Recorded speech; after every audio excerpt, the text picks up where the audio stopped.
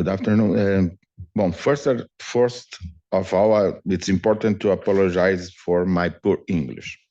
I assure you that this presentation is much more interesting in French or Portuguese. I need to thank David for the coordination of this group and Professor Andres and Justin and all of you for the invite and the reception. For me, it's an honor and a pleasure to be here with all of you. After the research of some studies in São Paulo published in the Urbanist Review by David, I will show you an overview of a new research that we are just beginning in the field of the right of the ground floor, the droit de Rez de Ville, o direito ao chão da cidade, as suggested by David.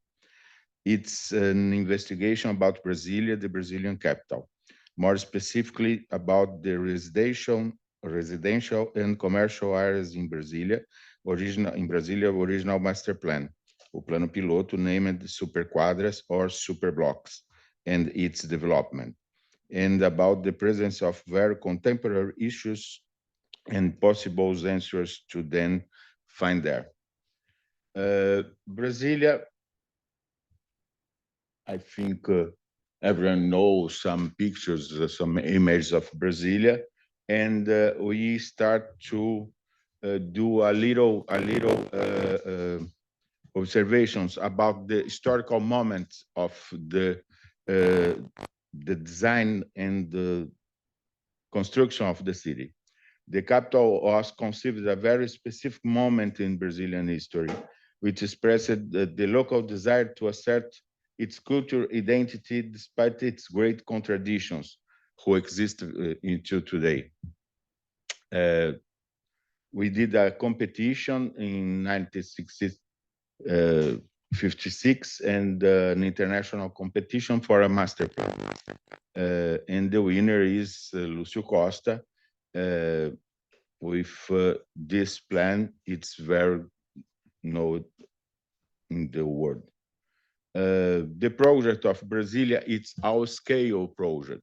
This is a very important thing because normally, you know, the master plan of Brasilia and the architecture of Niemeyer. And we don't know the middle of this history, is the all scales of the city.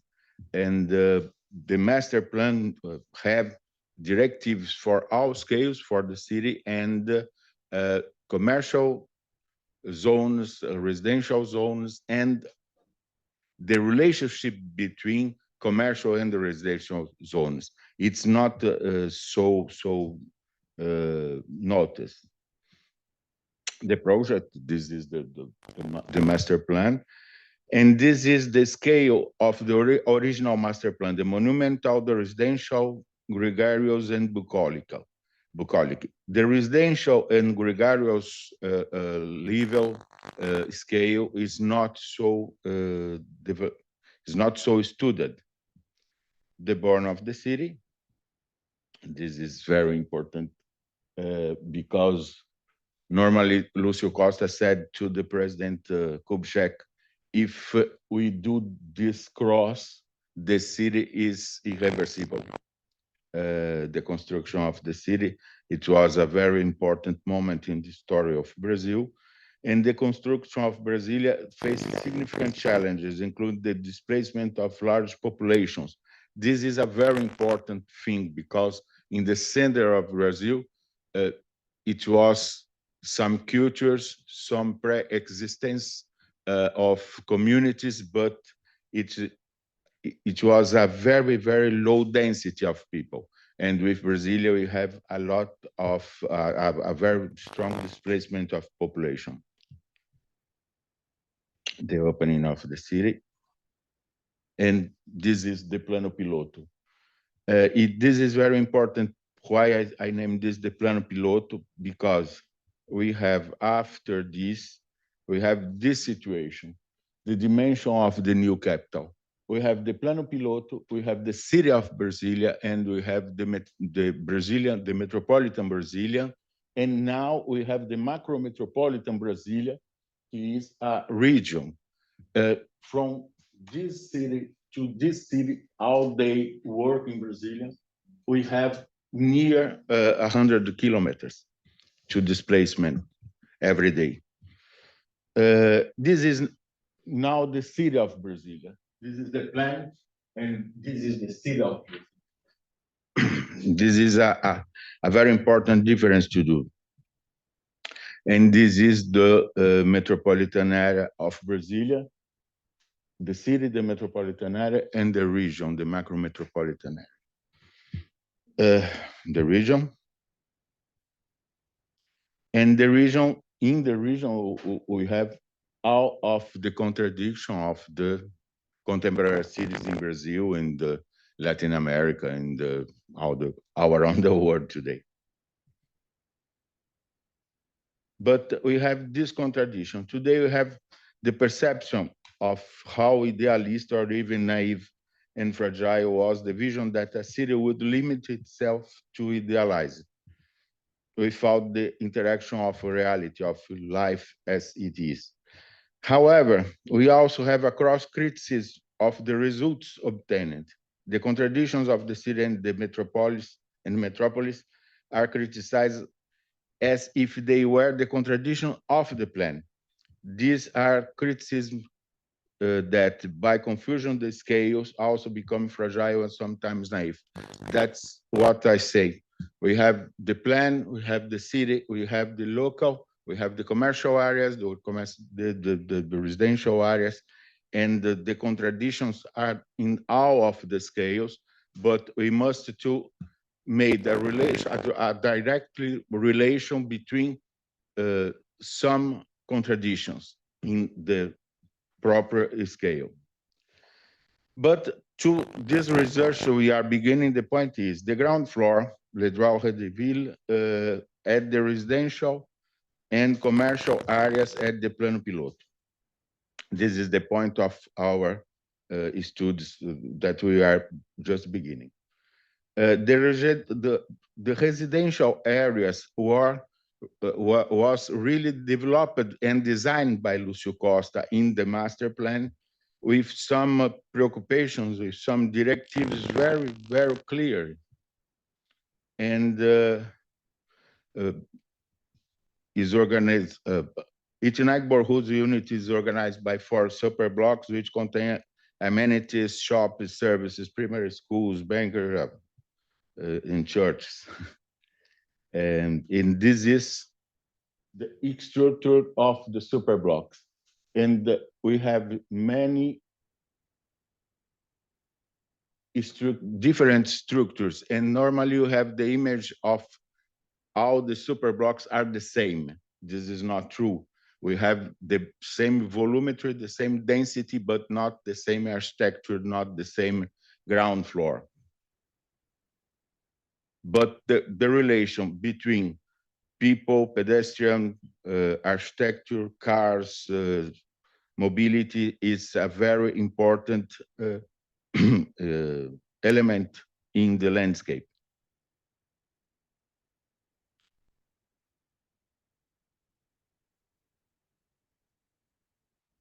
And this is very important to our student, the relation between the residential area and the commercial area as designed in the master plan of Brasilia. This is the structure that we must to study. Brasilia is not really a city made for mobility in the grid, Spanish grid. Brasilia, it's a city made to the transversal and diagonal in these areas, residential and commercial areas.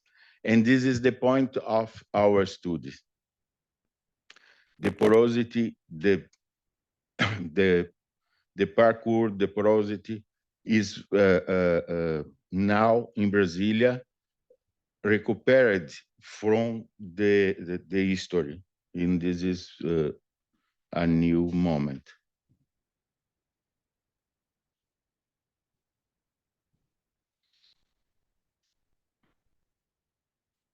And here, it's a design from David, and this is what we are going to study the passant profond in the scale of the residential zone and commercial zone to know if seek to verify in this frozen bubble that is the pilot plan, the presence of answers to contemporary issues such as the Rez de Ville as a tool of the citizenship construction, the environmental and climate issues, landscape, public and private spaces, constructions and people density, infrastructure, structure, affordability, accessibility, urbanity, mobility, services, and economics, the new famous 15-minute cities, tactical urbanism, and others, like a new urban life, no more inside but outside in the 21st century. This is the objective of the research we are beginning. Thank you.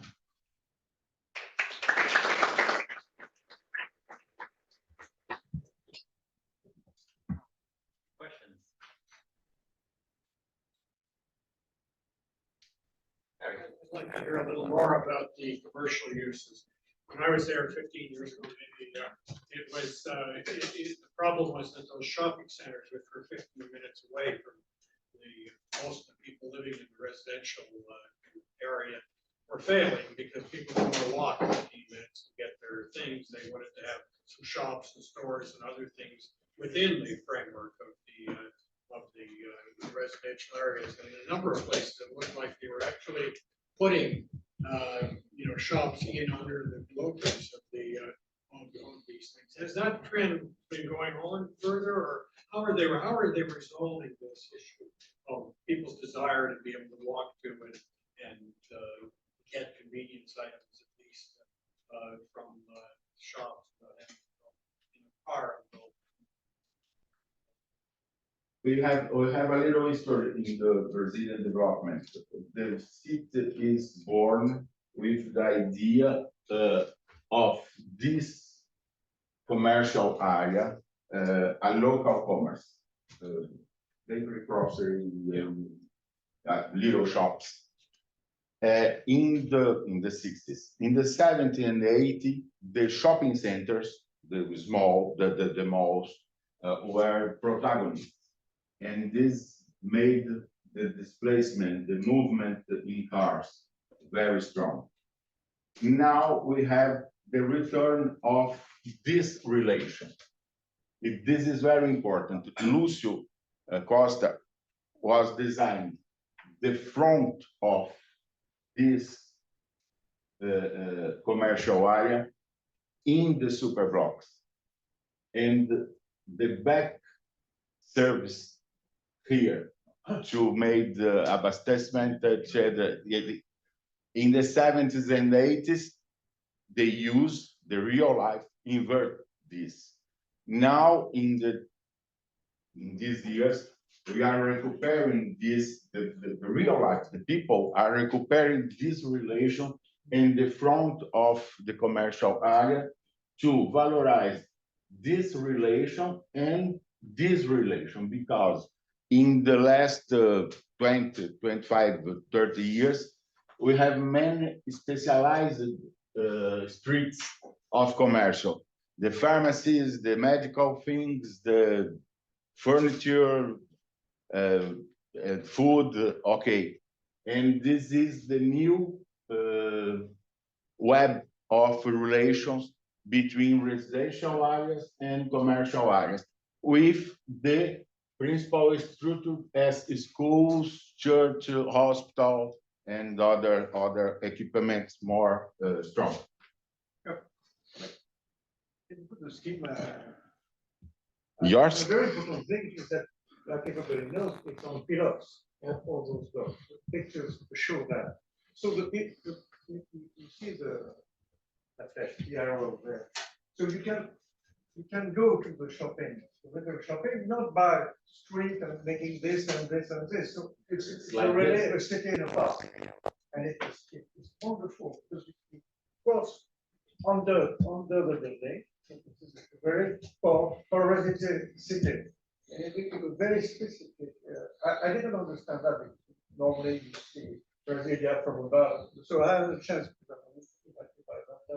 some friends, so I stayed for an afternoon just to see how the people walk to go to the school, then to the shops and come back. So even if they do 15 minutes, it's a wonderful for them. They stop for the kids and they go to the garage, have a cafe, and come back, and they make their everyday shop.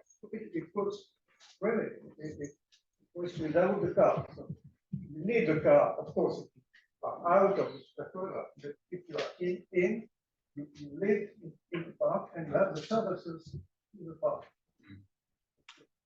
Perhaps to There is- Gary's point, the other city that has this sort of typology, I think, is Singapore, because they have ubiquitous lifted housing. Everything is on Yeah, wheels, just like in Brasilia. And it's a bit of the same story that a lot of the historic blocks have the commercial plinth underneath now. They've basically filled in the void, they call them void decks with commercial. But there's a sort of tendency to, especially new projects, to protect, keep that out and make sure that land uses are separated and commerce is here, but housing is here. I think in Brasilia, maybe it's still the case, seems that underneath the housing blocks is very much protected and it doesn't get to adapt it to other uses than housing. Yes, this is the bubble. The pilot plan is a bubble, and we must take care of this when we study this case, because it's an artificial environment and relationship. It's not the real life of the metropolitan area of Brasilia, the city of Brasilia. But it's very important to study this case with a contemporary view, because some of these relations are returning. This relation between the commercial area and the residential area and the possibility of new parcours are very, it's an answer very important to some issues that we are reflecting in all the cities of the other cities in Brazil, São Paulo, Rio, and etc. Okay, thank you very much. Okay.